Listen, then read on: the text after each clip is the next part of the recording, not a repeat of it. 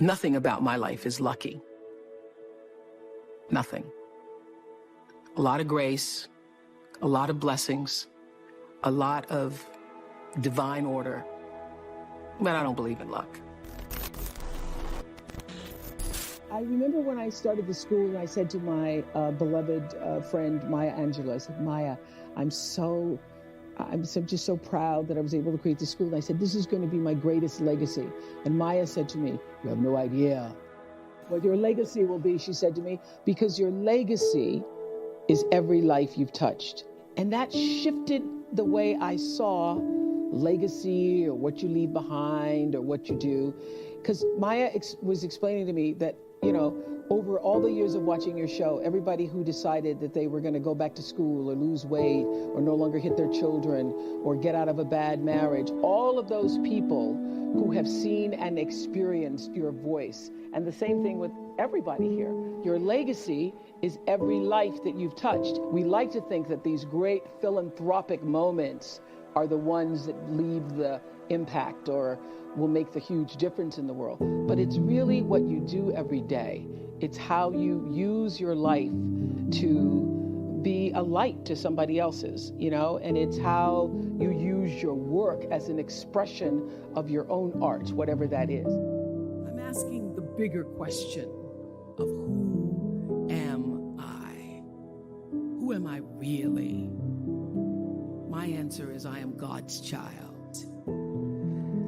I am that which is born of all that is. I am, as Pierre de Chardin said, a spiritual being having a human experience.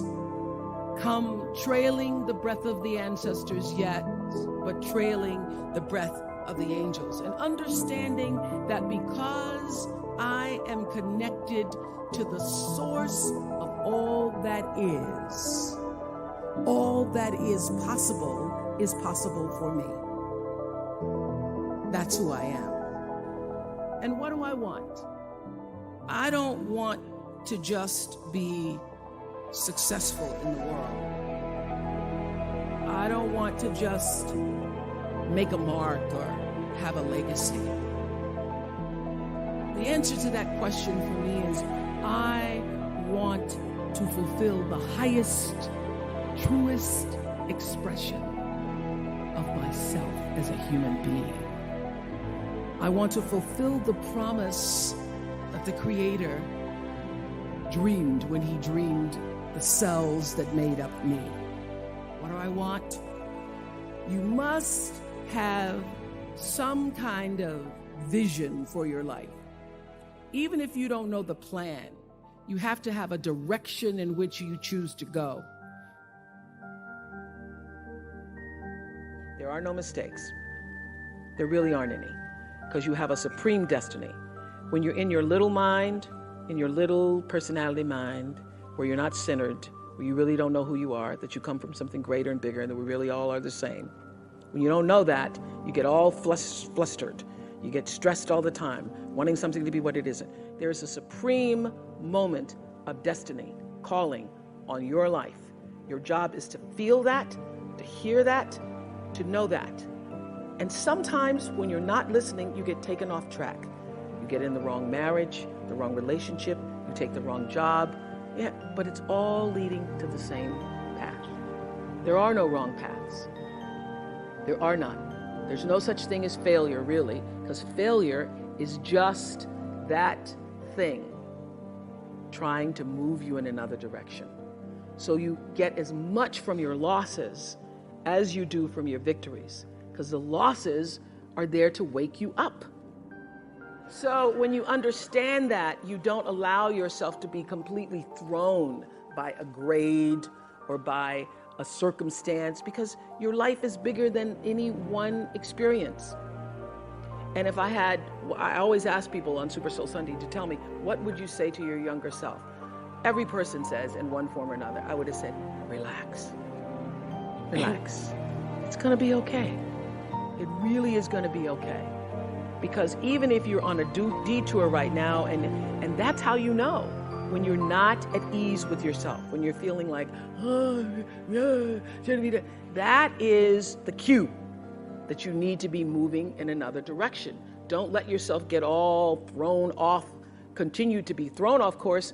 When you're feeling off course, that's the key. How do I turn around? So when everybody was talking about, when I started this network, if I had only known, good Lord, how difficult it would be. The way through the challenge is to get still and ask yourself, what is the next right move? Not think about, oh, I got all of this to do. What is the next right move? And then from that space, make the next right move and the next right move. And not to be overwhelmed by it, because you know your life is bigger than that one moment. You know you're not defined by what somebody says is a failure for you, because failure is just there to point you in a different direction. And what I know is that when you are excellent, you become unforgettable. People remember you. You stand out. Regardless of what it is, you become an unforgettable woman. And that is what we all want. We want to be unforgettable and not forgettable. So doing the right thing, even when nobody knows you're doing the right thing, will always bring the right thing to you. I promise you that. Why? Because the third law of motion is always at work. For every action, there's an equal and opposite reaction. That is so true in all of our lives. Everything you even try to do to me, already done to you. So you don't have to worry about revenge or getting back at somebody, making sure they pay. You just have to do the right thing, and the right thing will follow you even when people don't support it. What I've learned is that's a great metaphor for life. You want to be in the driver's seat of your own life, because if you're not, life will drive you. Nurture yourself.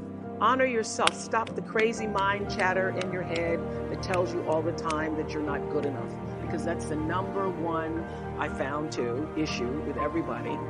That people say, you know, how was that? How was that? It's because you want to know, how do you measure up? Well, to know that you're just being here. You're just being here. However that sperm, bam, hit that egg. However that occurred for you, that your being here is such a miraculous thing. And that your real job is to honor that. And the sooner you figure that out, oh, wow, I'm one of the lucky ones. I got to be here. So how do you continue to prepare yourself to live out the highest, fullest, truest expression of yourself?